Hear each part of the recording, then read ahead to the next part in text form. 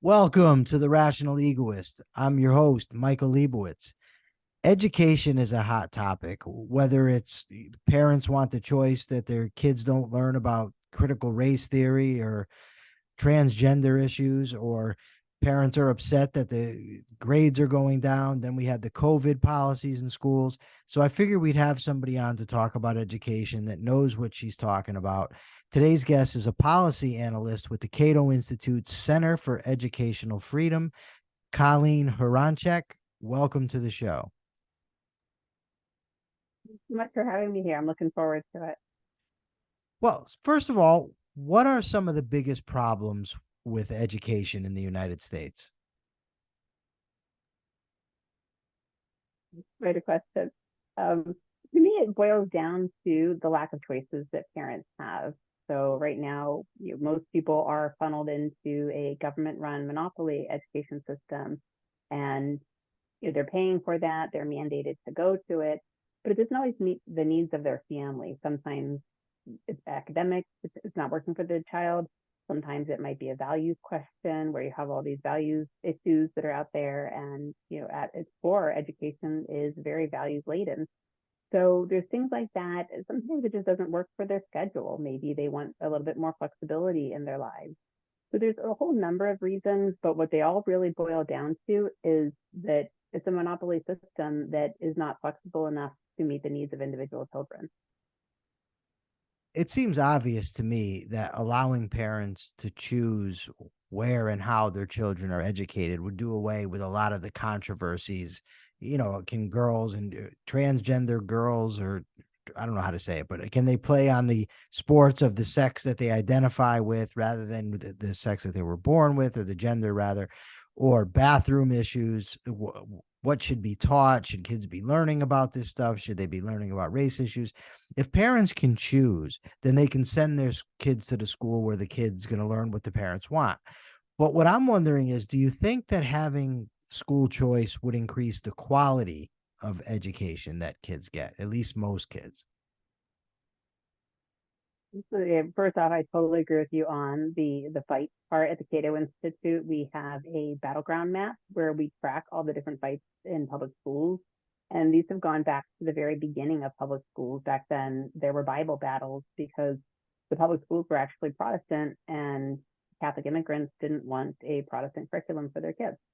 So it goes back to the very beginning. It's nature of the beast when you have this. So I agree with you there.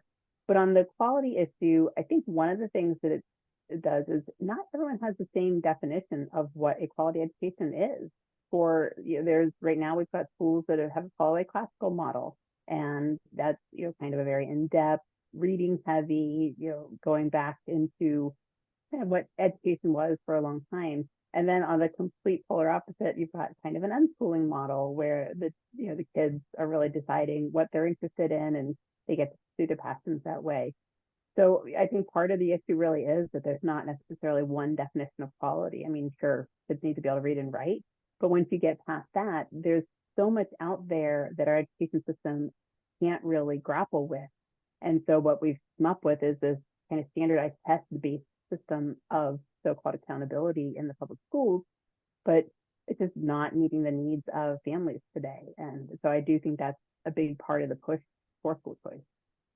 Well, quality, I get what you're saying, right? Because somebody might say, look, my kid is not going to be a scientist. There's no reason for him or her to be studying advanced chemistry or biology or things like that. I understand that. But nonetheless, whatever the school is teaching, whatever they are learning, whether it be social emotional skills, there's going to be greater and lesser quality to what they're actually learning.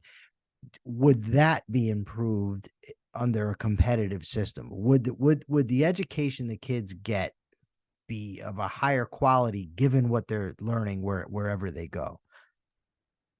I absolutely think so. I mean, competition in all areas really drives quality. And once you give kids in public schools the ability to leave, then public schools have more of an incentive to rise to the challenge and make sure that they're meeting the needs of those kids. So I think that the ability to exit, and especially taking some of those funds with them, is what's going to ultimately drive quality improvements in, throughout any educational system. No, I've seen that you've written a little bit about homeschooling, or maybe a lot. I've seen a little bit, but I don't know how much you've actually written on it. So, what would you say are the benefits and the downside of homeschooling? So I think it depends a lot on the child, the family situation, and where you are. I've actually homeschooled my kids, and there have been pros and cons of that. I think on the pro side, it's allowed them to really dig deep into the areas that they're interested in. I think it helps with self-confidence because they've gone through maybe some of those teenage years where kids can be brutal, and they've been able to be with kids that they like rather than just shoved into a classroom with a bunch of others, and then they come out the other end with a little bit more confidence intact. So I think that there's academic and social benefits to it. It helps that we've most of the time lived in an area that has a pretty vibrant homeschooling community, because I think that's one of the challenges is making sure that your kids still can get out there and hang out with kids their own age, because that's an important part of navigating life, and being able to do sports or plays or art classes. And then, for me, having access to science classes and language classes and, math classes, those all can help from an academic perspective too. So I think that it works really well if have other connections around you that are doing it, so you can give your kids those extra resources. But, it's not for everybody. And that's one of the neat things right now is there's a lot of area between homeschooling and full-time public or private schooling. And now you've got micro schools coming up and hybrid schools. So, maybe kids are there 5 half days and home 5 half days, or they're in person 2 or 3 days and home the other days. So there's a lot in between. And I think parents are more and more starting to realize this. And some polling that I've seen, 55% of parents would prefer not to have their kids in person every single day. So maybe they want 1, 2, 3, or 4 days at home. Varies, or 5 days at home. It varies a lot. There's a lot of variety, but most of them don't. Would prefer not to have 5 days in person in some surveys that I've seen. So I think that as parents are realizing the various options that are out there and seeing ways that they can access them, I think that that's good for families and it's good for children. And ultimately, I think it's good for our future as a society, because I think that we're going to have, future generations that have just gone through a education system more like what maybe our country started with the type of variety that we have now. And I think that's going to be good for everyone. Whenever the topic of homeschooling comes up, it seems someone inevitably raises the objection or the question, well, what about the socialization? That the kids just, they're not going to be socially right because they're not having those experiences at school.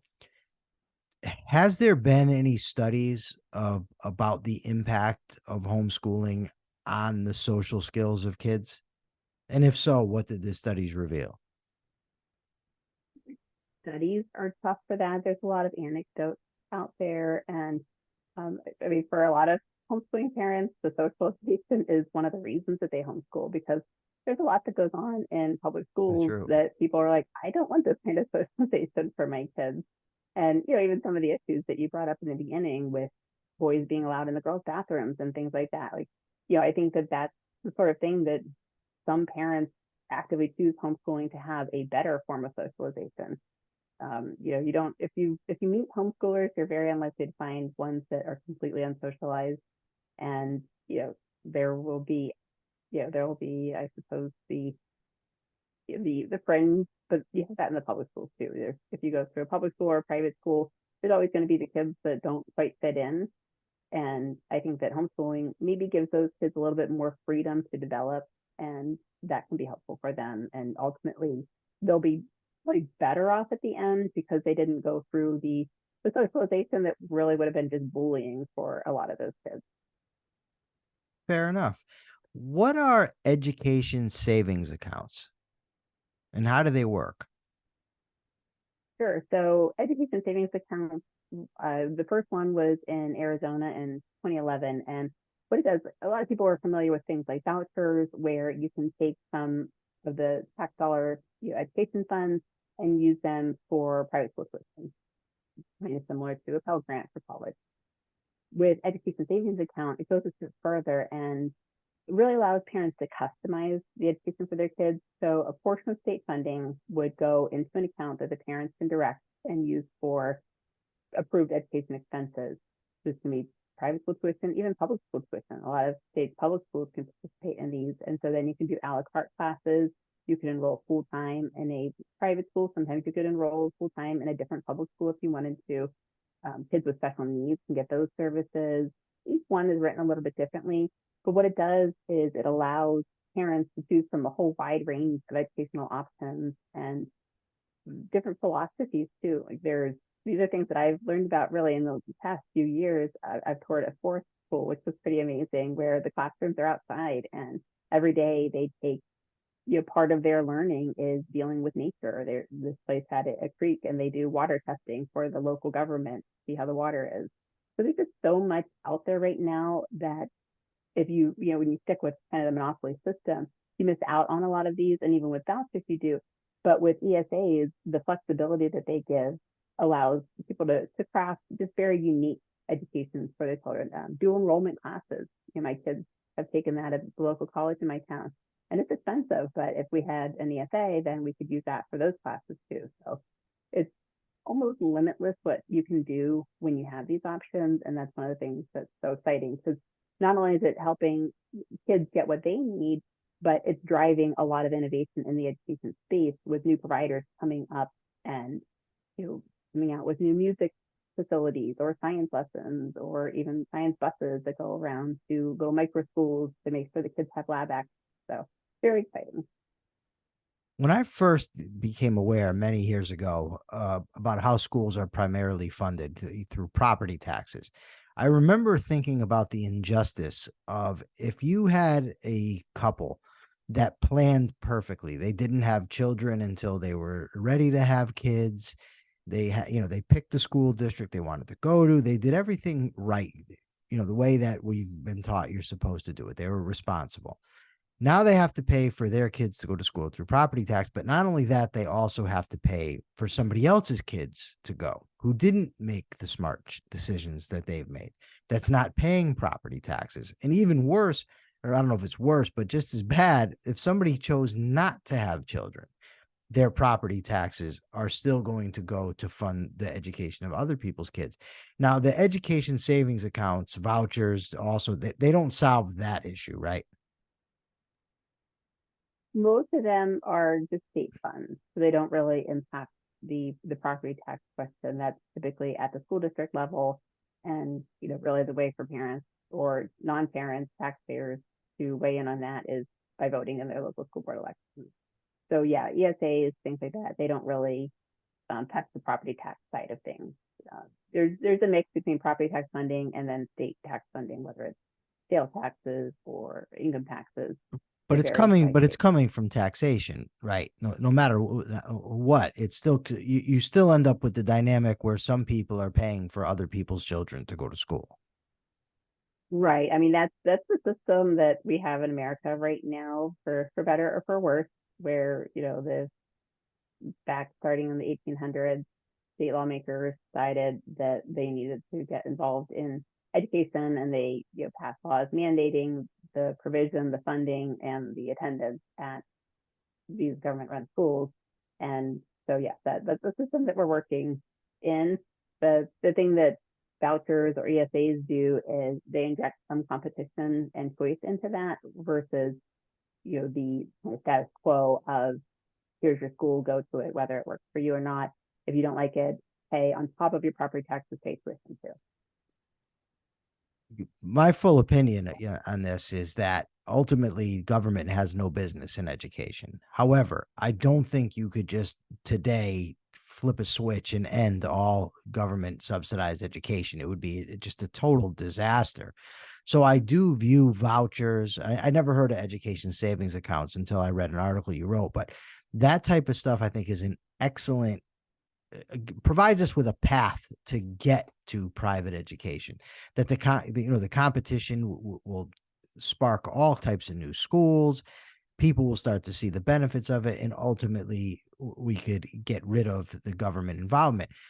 So you're from Cato. I don't know Cato's official view, but your view, does government have a legitimate role in your view in education, and whether it be funding it or deciding what's taught, anything along those lines, and why or why not?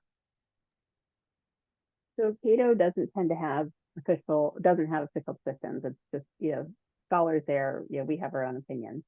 So for me, I would say it's a little bit easier when you think about it. It's not, there's nothing in the state constitution saying you have to feed your children. There's nothing saying you have to clothe them or house them. It's just education is this unique carve out, and you can't say sure an educated population is a good thing, but that was said. It was just a little bit weird that there is this carve out, going back into the 1800s. And I think if you read a lot of the writings of the people that were behind this, sure, part of it was we need an educated population, we need people to be able to read, but a lot of it also was trying to mold the population into a certain type of American. And that's a goal that most people probably are aware of today or would support.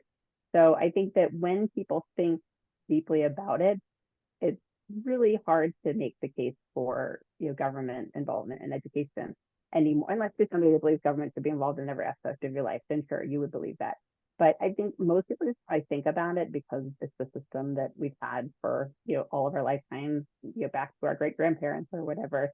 But when you really think about it, and you think about it in terms of every other aspect of life, it doesn't really make sense. At most, maybe you could say that there would be some sort of funding support for people with low incomes or something like that. Or maybe there's, it would fall under child abuse if you don't even teach your child to read or something like that. But the idea that we need to have a state-run, state-mandated, state-funded system to ensure education, it kind of flies in the face of every other aspect of life. I once read an article that said if it was put to you this way, that the government is going to take your money, then they're going to kidnap your children for 6 hours a day and force them into an indoctrination center, you would say no way. But that is in essence what happens. It's just people don't put it that way. It's dressed up like, oh no, we need to educate the children. It just seems like it's always the children. Somebody just said that to me on Facebook. We were debating about drug legalization, and she said, but the kids. And it's just it seems like people with that emotional appeal to the children think they can just win any argument. But like you said, for that matter, then let the government feed children, clothe children, decide what movies, what radio they can listen to. I mean, it will never end. There are certain people that would go for that. Probably. Most Americans still wouldn't, despite 100+ years of government-run schooling telling them how great the government is. I think at the core, most people still have some hesitancy about that, and still believe that individual liberty matters. So I think it's just big about this issue in that way, and most people just haven't. So if we were to have vouchers or educational savings accounts, how would that affect kids with special needs? So if a child's autistic, would a mother be able to use those funds to homeschool the kid if the mother thought that was best, or would they be able to go to the special schools where they could get special help? How would that operate? Sure. So that's actually how the ESA programs that we have now, they all started targeted for kids with special needs. Oh, really? I Because, didn't know that. right, because they need the most flexibility. If you have autism, ADHD, things like that, like sitting in a classroom with 19 other kids, for hours on end, it's just not going to work for you. And so those were the kids that first benefited from these programs in a lot of cases. And what it does is it allows parents to get special needs therapies for their children, or find a place that has very small class sizes, maybe a place where the kids can get up and walk around during the day, like a school where maybe they're learning, depending on what the child's needs are, maybe they're learning life skills versus algebra. So it just, there's a wide variety of needs. And the public school system, a lot of times we try to deal with this by having these special needs classrooms. But if you talk to parents who have exited the public school using ESAs and found other options for their children a very high satisfaction rate, and the kids are generally thriving. And sometimes even if it's a case of something like ADHD, a lot of times just getting into a smaller, more personalized environment, the child's not dealing with those issues anymore, because a lot of ADHD is a schooling issue. It's, you're taking children who may be completely normal children who just are active because children are active and they don't want to sit in a desk for 6-7 hours a day, and so they're fidgety, and you slap the ADHD label on them and start medicating them. So a lot of times kids don't even have some of these issues anymore once they're in a more personalized learning environment. That's a good point. It probably could be argued that the abnormal thing is to be okay with sitting at a desk for 6 hours a day, right? Like who wants to do that, right? I know I didn't as a kid. So I want to ask you this. It's related, but it's not directly. Is stuff like transgender studies and critical race theory, is that stuff really being taught to elementary school kids? I've read a lot of critical race theory, and I can't see how they would be teaching that to elementary school kids. I suppose they could do it in an indirect manner, but I don't know. So I know you're heavily involved in keeping up to date with education. Is that a real issue? So that's not an issue that I personally deal with. All I can do, like, what I see on social media or what I read, and I think they're making the claim that they're literally teaching critical race theory in these schools. It's that what they're teaching is rooted in it. And I think critical race theory has become sort of a call for a lot of different kind of race-based things. So one of the things that I saw on social media was a picture of a children's book, and one of the pages had it was a cartoon drawing, and it was basically the devil. You couldn't see all of them, but you see like this little pointy tail and maybe some horns, holding what they called a contract, like the white people's contract with the devil or something like that. I don't remember the exact wording of it. It was essentially saying that white people have made this act with the devil, and that's how they have, all the property and, all these different things. They're like, oh, these are the benefits you've got. And so I think things like that are really where, like, parents, I don't teach Harriet Tubman or, Frederick Douglass or anything like that. I think it's those sorts of things that have raised the ire. And then, I think people have just capitalized on that angst and used it, for their purposes. And frankly, again, it's the nature of government-run schools. If you're going to have a government-run school, you're going to have political fights, because that's how you win whatever it is you're trying to win. Whereas if you have a private system, then if you don't like what this school is doing, you switch schools. So, I think that's kind of where it boils down to is, if you're going to have a government-run system, then politicians are going to be making the rules about what happens in there, whether it's happening at the state, local, or even federal level. I mean, federal government has no constitutional role in education, but that doesn't stop them at all. No, it does not. So I think that's really one of the biggest benefits of, going to a universal school choice system is, extricating separation of school and state. A lot of people say, like, extricating the two things so that individual people can just make the choices that work for them, and you can keep the political fight completely out of it. I interviewed a woman from the Moms for Liberty organization. I don't know if you've heard of them, but she told me that she was about school choice. That's what it was about. Parents need to be empowered in their children's education. So I said, okay, well, what if parents decide they don't want their children to learn math? And she said, oh, no, they have to learn math. And what it boiled down to, we went through a few of these type of examples, is she wanted parents to have choice over the certain things that were important to her. And it really was just, she wants the government to dictate her viewpoint as to what people get taught and what kids get taught in school. And I just think that's so bad to argue from that point of view. If you're going to argue that parents have the right to dictate or influence their children's education, it has to be across the board. It can't just be, I don't want my kids learning about the gay kids or transgender kids. So therefore, that's liberty if we can have some say in that. Parents should ultimately have the choice. And like you said, I don't think that parents should have the choice to teach their kids to become cannibals. I mean, at some point, it's child abuse, right? But I don't think that that's not what most people mean when they're talking about choice. They're talking about learning things. Some people might think social emotional education is important. Some people might not. And I think that the competition and the choice involved would create a far richer educational system than what we currently have. And I think, am I right that that's sort of the direction that you want to see things go?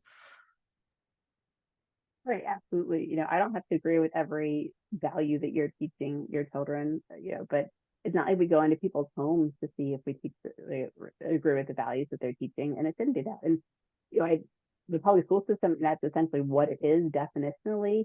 And so maybe that's part of the problem, is that people have been conditioned for so long to think the government should be deciding this stuff for us. And if we don't like what the government schools are doing, then we should fight political battles. But if you get to a system of universal choice, then you pick and choose. And ultimately, I think it'll be a lot more balanced than it is right now, because the public school system does tend to be, it seems like, pretty left leaning based on the teaching colleges and stuff like that.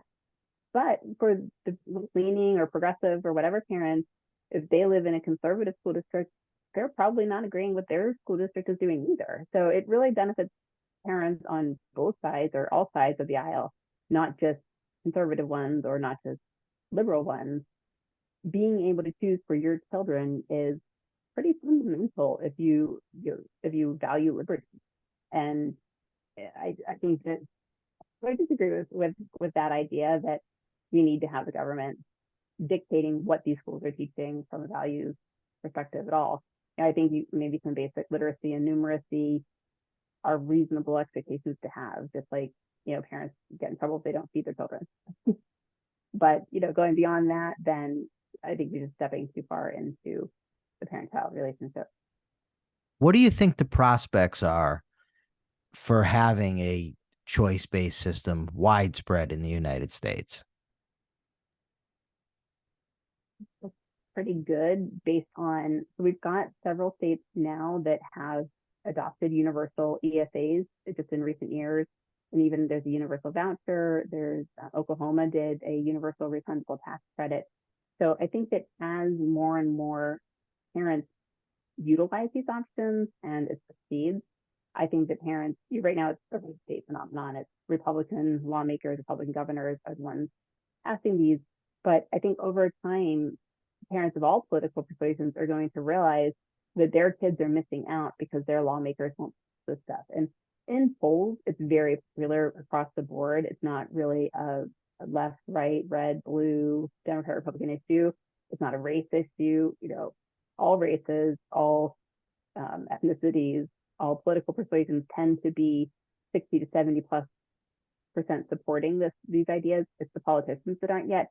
And so I think eventually that would trickle up. Right now, parents aren't voting on the issues so much. I think it's why a lot of Democrat politicians, they're going with the teachers unions instead. The teachers unions tend to oppose it, even though school choice is really good for teachers. And that's one of the things that I try to explain to teachers. And I've had some panels talking about that with former public school teachers, and just trying to get them to see that they benefit with choice because they might not want to be in the public school classroom for the hours that it's there. You can start a micro school, or you can do a hybrid type of a thing. So it really benefits teachers too. It's just kind of Not the bad ones. That is very true. Not the bad ones, maybe not even the mediocre ones, but a good teacher, we should 100% support school choice. And I think as parents see other parents with these options, they're going to start demanding it even in the blue states. And this seems like it's a snowball going down a hill, and I just don't see how it gets stopped, because who doesn't want more freedom? Especially the generations coming up. My oldest is 22. She's engaged. She's going to have kids. She's used to an idea like with iPhones and being able to customize your Starbucks order or get a car that has all the different options that you want in it. We really think this group of parents is going to be like, yeah, but when it comes to our children's education, one of the biggest influences in their life, we don't think that's likely. You actually anticipated my next question, but I'm going to ask it anyway. And that is, how big of an obstacle are the teachers' unions to any real change? Not even just in regards to choice, but in regard to getting anything done. And they are the obstacle thing. They are the obstacle to choice. They are a lot of times the obstacle to curriculum changes and things like that. And I think that parents are starting to see that. A lot of times individual teachers still have very high, generic approval ratings in polling, but teachers unions not so much. And there is a push throughout the country in a lot of states for teacher freedom, so that to help teachers understand that they don't have to join a union.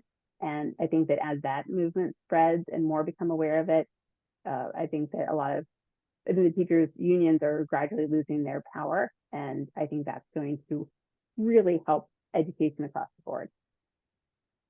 I hope you're right about the teachers unions losing their power. I'd like for all public sector unions to lose their power, and even the private sector, get the government out of telling people they have to negotiate with them. All right. Well, is there anything that I didn't ask or that you'd like to say about this topic before I let you go? If anyone's listening to this and wants to know more, please feel free to reach out to me at cato.org. And I'd love to explain things to you, have a discussion. If you are a micro school or hybrid school or anything like that leader, I have a blog series called The Friday Feature where I profile school options like that. And so I'd love to hear from you for that too. Colleen Hroncich. Did I say it right? Yes, you Okay. did. Nice. Thank you so much for coming on the show. Really appreciate it. Great discussion. For now, this is the Rational Egoist. I'm Michael Leibowitz signing out. Remember, I would love to hear your thoughts on this. If you have any questions, ask them. I'll do my best to answer them in whatever chats there are. Till next time.